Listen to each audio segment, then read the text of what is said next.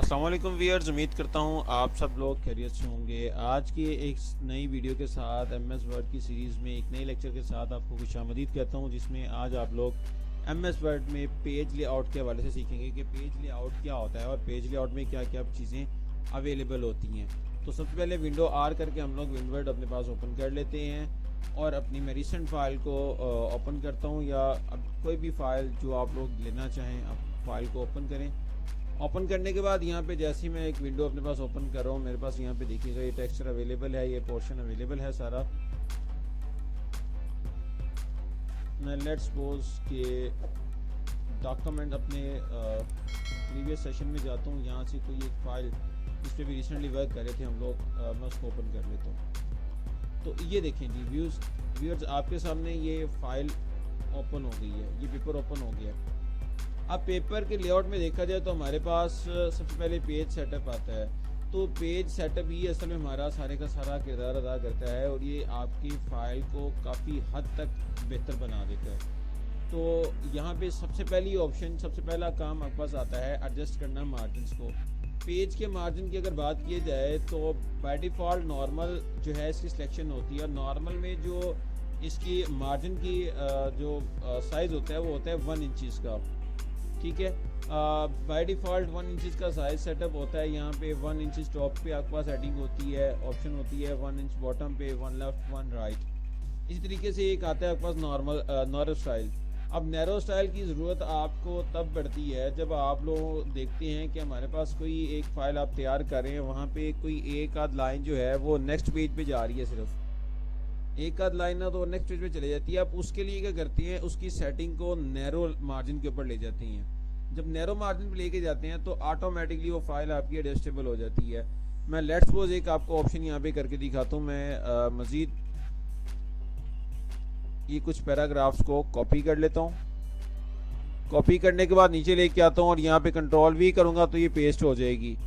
ऐसे ही मज़ीद एक बार कंट्रोल भी मज़ीद किया तो ये मज़ीद आगे चला गया। अब देखिए यहाँ पे मेरे पास एक या दो लाइंस में रहने देता हूँ, बाकी जो है वो इरेज कर देता हूँ,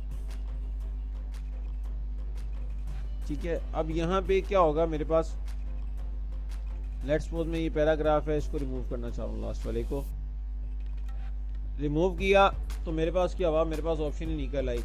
अब यहाँ पे क्या है, मैंने अभी चीज़ मार्क करनी है कि मेरा जो पेज मार्जिन है अभी ये नैरो है। अगर मैं नॉर्मल है इसको सॉरी मेरा ये जो पेज मार्जिन है अभी क्या है, आप देख सकते हैं ये नैरो है, नॉर्मल है। तो व्यूअर्स आप ये देख सकते हैं ये पेज जो है ये अभी नॉर्मल सेटिंग पे है। मैं इसको जैसे ही नैरो मार्जिन पे करूँगा तो ये ऑटोमेटिकली आपका पेज जो है वो एडजस्टेबल कर देगा खुद ब खुद।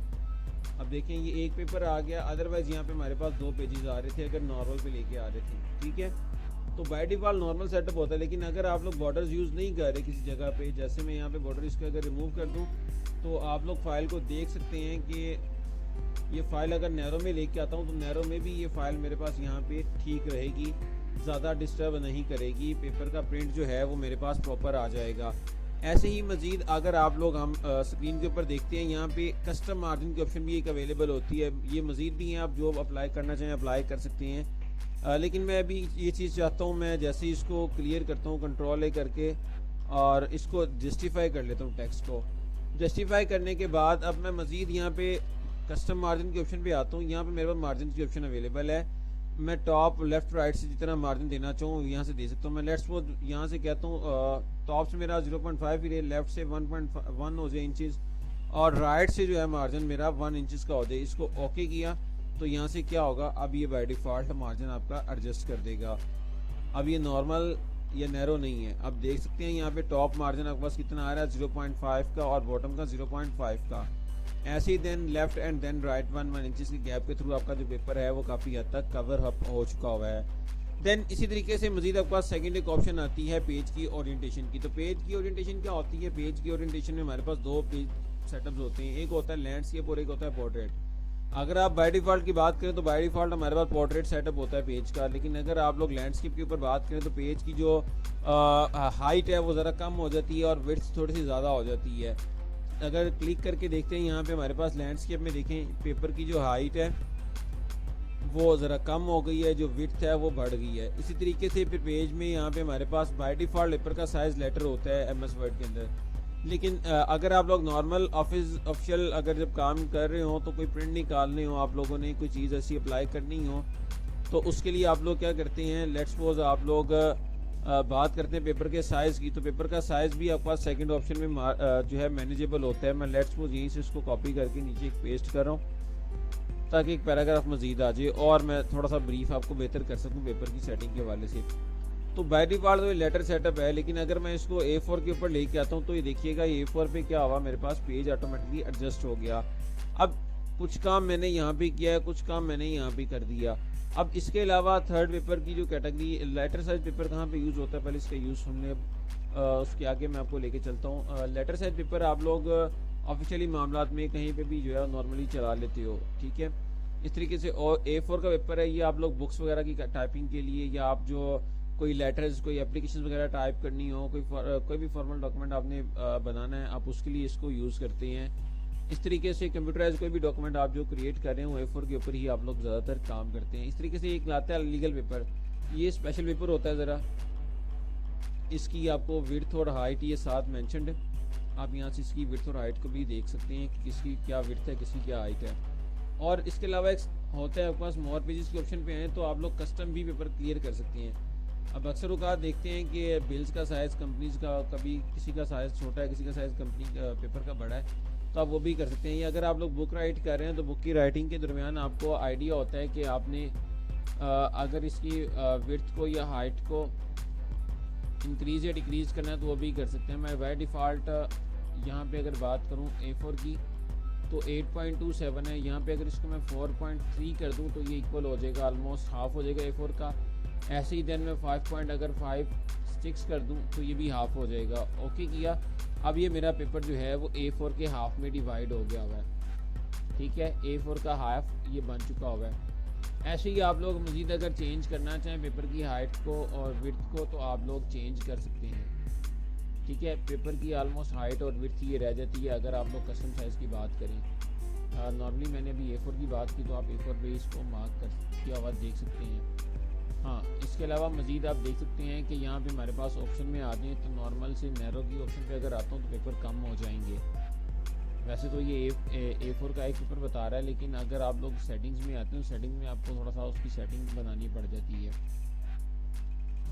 देन यहाँ पे मज़ीद अगर देखें तो हमारे पास कॉलम्स के ऑप्शन अवेलेबल है। आप सिंगल कॉलम फाइल लेना चाह रहे हैं, डबल कॉलम है, ट्रिपल कॉलम है, जिस कॉलम में आप उसको मूव करवाना चाहें। अगर जैसे आप न्यूज़पेपर वगैरह देखते हैं, न्यूज़पेपर वगैरह की व्यू में आपको आइडिया होगा कि आपका पेपर जो है वो जिस पे आप काम कर रहे होते हैं, यह जो पेपर है वो डिफरेंट कॉलम्स में लिखा होता है।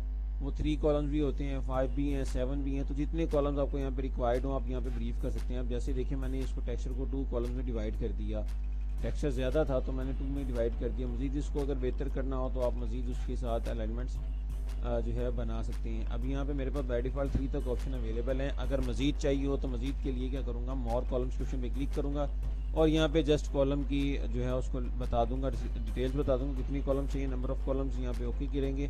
तो मैंने अभी 5 कॉलम्स लिखा तो उसने 5 कॉलम ऑटोमेटिकली एडजस्ट करके बता दिए। अब मज़ीद अगर आपने कोई इसका साइज़ अप एंड डाउन करना हो तो ऑप्शन अवेलेबल होगी, तो आप उसके थ्रू क्या कर सकते हैं, इसका साइज़ अप एंड डाउन कर सकते हैं। अब जैसे ये 1.26 है, इसको अगर 1 पे लेके आते हैं,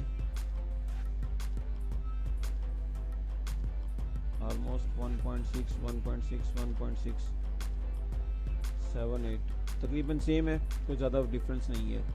तो ये देखें ये मार्जिन आपके पास आ गए। सेम ऐसी अगर आप लोग पेज ब्रेक के ऑप्शन को यूज़ करना चाहिए, मैं लेट्स सपोज यहाँ पे रख के पेज को ब्रेक कर देता हूँ, या सॉरी सिंगल कॉलम पे आता हूँ, पहले थोड़ा सा आइडिया हो जाएगा आपको। अब मैं देखें लेट्स सपोज मेरे पास यहाँ पे डिफरेंट पैराग्राफ्स हैं, 1, 2, 3, 4, 5 एंड 6। मैं 6 पैराग्राफ के बाद क्या करना चाह रहा हूँ, पेज को ब्रेक करना चाह रहा हूँ, तो यहाँ पे ब्रेक के ऑप्शन पे क्लिक कीजिएगा। यहाँ पे पेज क्या होगा, ब्रेक हो जाएगा आपका। 5 कॉलम्स के बाद, 5 पैराग्राफ्स के बाद जो बाकी पैराग्राफ्स हैं वो नेक्स्ट पेज पे चले जाएंगे।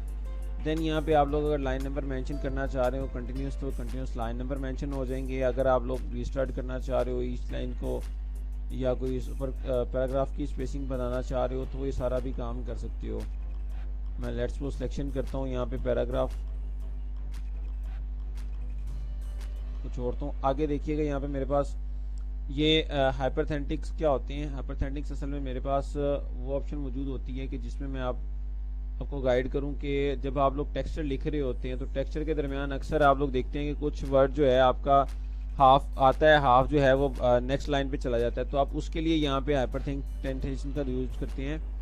यहाँ पे आप क्लिक कीजिएगा, ऑटोमेटिक के ऑप्शन पे क्लिक कीजिएगा, तो ऑटोमेटिकली जहाँ पे कहीं पे रिक्वायर्ड होगी कोई चीज़ ये उसको खुद ब खुद जो है मूव करवा देगा। लेकिन अगर कहीं रिक्वायर्ड नहीं होगी, आप मैनुअल देना चाह रहे हो, तो मैनुअली जो है आप फिर मार्क कर सकते हैं। अभी तो यहाँ पे मैंने जो है पैराग्राफ की सेटिंग को कुछ इस तरीके से ली है। अब मैं कुछ इस फॉर्मेट पे अगर ले जाता हूँ सारे के सारे पैराग्राफ को ही लेफ्ट अलाइनमेंट पे, तो आप ये देखें अब यहाँ पे हाइपरटेंशन आ गई, DE आगे साइन, फिर EM स्पेस BD एम्बेडेड। ये असल में ऑप्शन है आपके पास हाइपरटेंशन की।